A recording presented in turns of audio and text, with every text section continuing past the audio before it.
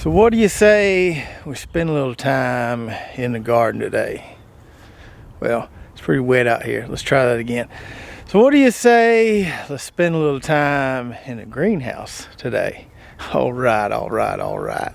So today I'll take you for a little tour on what we got going on in our tiny little greenhouse here. Show you how some of our plants are progressing, kind of talk about our planting schedule, and I want to show you how we fertilize these little plant babies. So it's a little messy in here, so just pardon that. But let's take a look at what we got going on in here. We got our blue heat mats here. Got two of them stretched out that we're using to germinate things on. And a lot of people have been asking, do you leave stuff on the heat mat after it's germinated? Well, you can. It's not going to hurt anything. It will definitely speed up the growth some, but you don't have to. Now, we have left some stuff on here just because we haven't needed the space. But today I'm doing some more planting, so I'll probably move some of these things off this heat mat. So first off here, we've got a tray of peppers that are looking pretty good. We'll dig a little deeper with those in just a minute. Dad's got some stuff here I think he's doing for some product pictures and stuff. And those smaller trays there for some of our indoor grow kits we're coming out with. I've got two trays here. We're getting ready to plant some herbs. We got some borage, tarragon, thyme, all kind of good stuff. So we're going to plant some herbs in these two trays. Got a tray of tomatoes here that are coming along. More peppers right here. And if we spin around, first thing we started in here way earlier this year was some more brassicas. We did a video on that. So we've got some cauliflower, broccoli, kohlrabi, and cabbage. And these guys are getting really close. You can see they've been picked through a little bit there. That Dad's been using some of this stuff for product pictures, for some new products, but looking nice and pretty. And it won't be long at all before those guys be ready to go in the ground. So we need to get our spot ready and get some tape down so we can put those in. Now another question we get a lot is, how do I get these out of the tray? How do I know when they're ready to come out of the tray? And these trays are a little different than what most people are used to working with, where it can be tough to get things out of the tray. I don't know if you can see here, but these cells here are kind of like an upside down pyramid. So it's not in a square in there, so to say. And what that does is kind of trains everything to grow downward. It also makes it easier to pull out the transplants when they're ready. Now, there's little holes right here which work great with like a standard number 2 pencil. You can poke them out if you want to, but we find it's really not necessary. So the way to know when they're ready to go in the ground is when you can just lightly tug on this stem here. You're not squeezing it, you're just kind of holding it and kind of pull them out like that. You see a nice little transplant. You can see those root training ribs in that tray there. Got them growing down, not root wrapped or anything.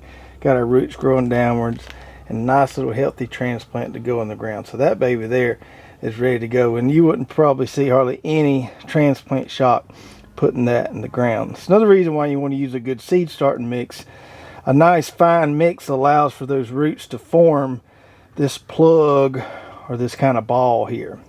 If you go with something too chunky, these really fine roots can't really get their hands on it, so to speak, and you don't get a good little root ball like you've got there. So not all these would pull out. I could just look at a couple of them and tell that guy would certainly be ready. We'll give them a little more time so that they're all kind of easily pulled out of the tray and they're ready. If we look at some of this China Star cabbage, some of this Chinese cabbage over here, grab one of those guys. We can see here that guy's ready too. So when you pull it out of the tray, all this soil here stays nice together like that. You can see you got a nice little root ball. Nothing's really wrapped. That puppy there is ready to go in the ground as well. If you tug on one of these plants, let's take one of these weak looking ones here, for example. Well, that one still came out. But you can see I pulled on that one there, and only this top half, it doesn't even have roots all the way to the bottom yet. Of course, that looks pretty sickly. We wouldn't plant that anyway. But that's a good indication of a plant that's not ready to go in the ground yet compared to this guy right here, which certainly is. So for those brassicas, like I just showed you, the broccoli, cauliflower, cabbage, all that good stuff, we'll plant those right from those 162 cell trays into the ground. And we do that with most everything we grow in those trays. One exception being peppers. Peppers are a little tender when they're young. When you've got little kids and dogs and cats running around the garden, might be a little safer bet to put a bigger transplant in the ground. Might have a little better chance of survival. The commercial guys will plant them straight from those 162 cell trays, but we like to give ours a little better shot at surviving because we're not planting as many plants as those guys do. So with our pepper plants, what we'll do here soon is we'll step those up to something like this right here. Some people use Dixie cups. You can use just about anything you can think of. We have these little, just have some in the barn, some of these cheap little 4-inch pots here that they don't last very long. They crumple and you have to throw them away. You might can get a couple uses out of them, but this is what we'll use right here to step our peppers up into. So we'll take the good ones, you know, 3 or 4 good looking plants per variety, and then we'll use our same seed starting mix. Some people have asked, do you step up to seed starting mix or pot and mix? You can step up to pot and mix, but we have plenty of seed starting mix here, so we just use the same thing, and we'll step them up to these little 4-inch pots here. And then when they have their roots filling up these containers, that's when we'll put them in the ground once things warm up good, you know, probably towards the end of March. So this tray of peppers right here is looking pretty dang good. Dad has stole a few of these here for his product pictures, but for the most part, got really good germination. Everything's looking pretty good. One thing about this greenhouse always happens, if the tray, whatever side of the tray is sitting closest to the kind of window, if it's really cold, doesn't germ that well, and you'll see the reverse of that happen if it's really hot outside. It's too hot and it's a cool weather crop you're trying to germinate. Sometimes in this particular greenhouse we don't get that great of germination on this last row here, but not a huge deal. We got plenty of plants right here. So we've got looks like our 3rd set of leaves forming on here. So we got our first set of leaves right here, and then the 2nd set of leaves, what we call true leaves, is right here, and then we got our 3rd set of leaves forming right there. Now I could step these up to these those 4-inch pots I showed you earlier. I could go ahead and do that today if I wanted to. I think I'm gonna wait just a hair. Let's take a look at the roots here and see what they look like on these guys. So got some pretty good roots extending all the way down there, but not a good solid root ball yet. I mean, I could finesse these out of here like I just did with my knife and step them up to bigger pots, but I want to let that stem there get a little stronger and let this root ball get a little more developed before I step them up to some larger pots. So we're close, but we're not quite there yet. Let's tuck him back down in there and let him grow a little bit more before we put him in a bigger home. Right here with our tray of tomatoes, we had a little variable germination just because we're working with lots of different types, varieties here. Some of these seeds were pelleted, some of them weren't. So some things are catching up to the others. And but we got a pretty good looking tray here of tomatoes. Dad's got a few of those out of there, but pretty good germination there.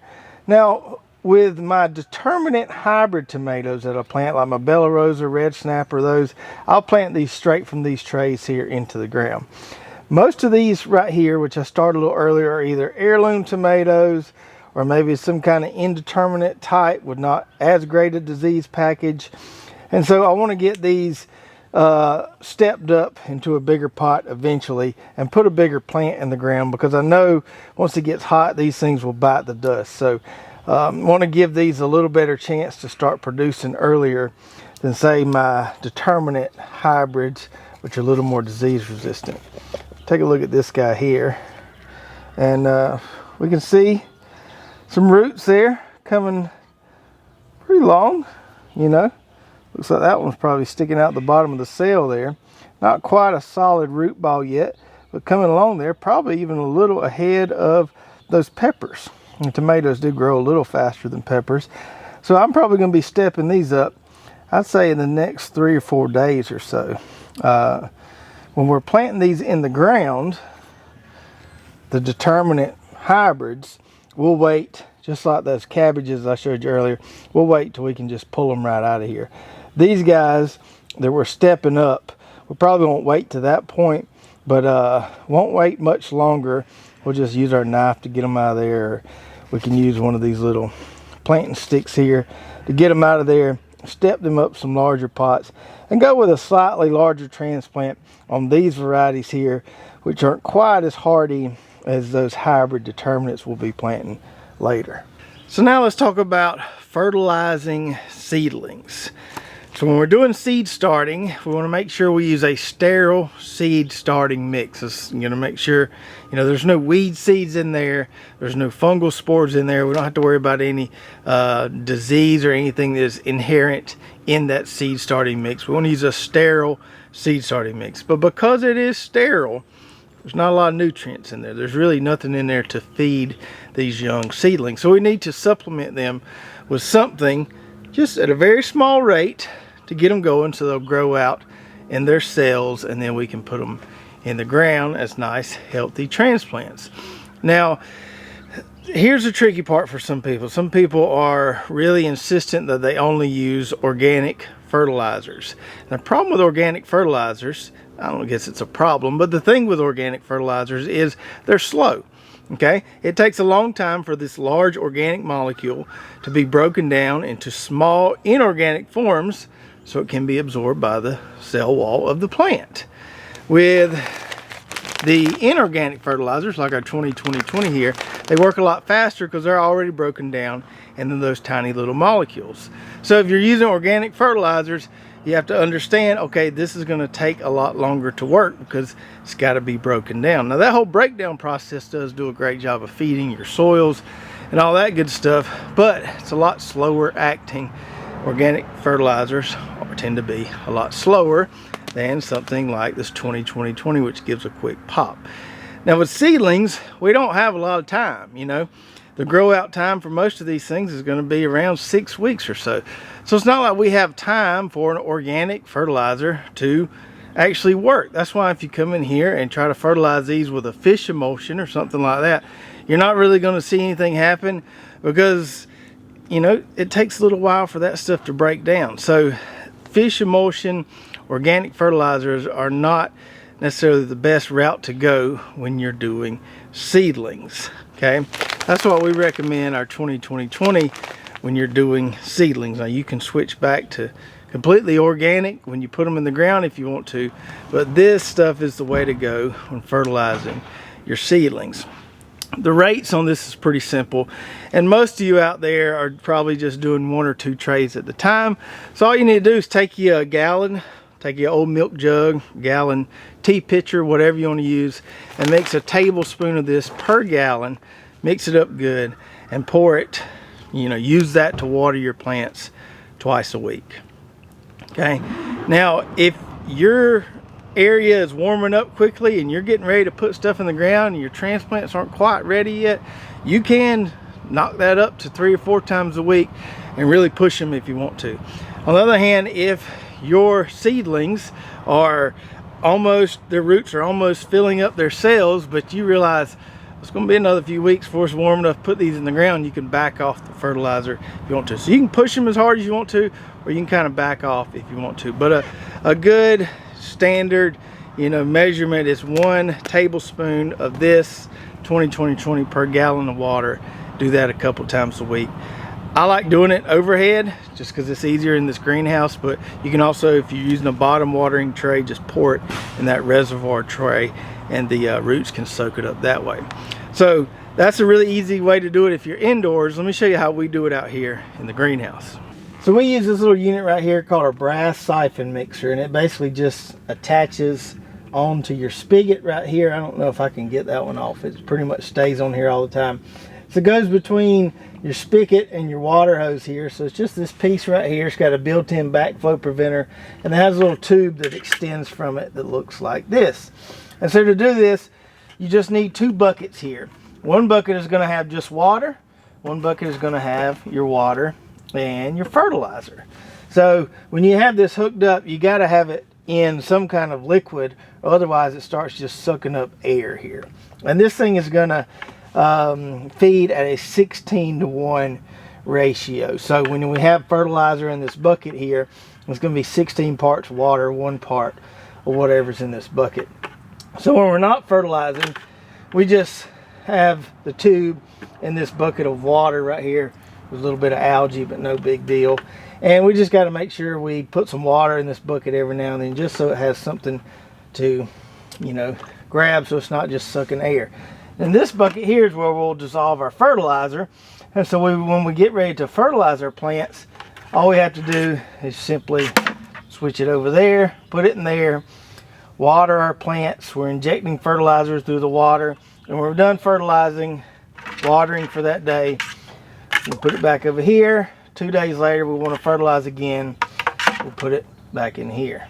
This is the rate we like to use when we're doing this system here with a brass siphon mixer for seedlings, is a cup of 20-20-20 per 5-gallon bucket. So this right here isn't as blue as it is when it first opened the bag, because it's been sitting out a little bit, but same stuff. So I'll put a nice little rounded cup there in this bucket here, and then we're just going to add some water here and kind of stir it around and make sure we get it nice and dissolved. And so we're going with a little higher rate here because this thing, this siphon mixer, is diluting at a 16-to-1 ratio. So a little higher rate than if we're doing a tablespoon in a gallon jug or so, because you're not, you know, siphoning at a certain ratio there. Now this brass siphon mixer can be used in several different applications besides just in a greenhouse. If you got a container garden or got just a small raised bed garden set up, works great for that. It only is going to work in small hose situations, so you don't want to use this if your hose is longer than say 20 feet or so. But if you just got a short hose there and you're just doing a few plants, a few containers, a few raised beds, this is an awesome tool for fertilizing those beds. If you got a drip system or something larger, you'll want to use our Hoss fertilizer injector. This is more for kind of small scale situations, greenhouse, containers, you know, pots around the house, raised beds, stuff like that.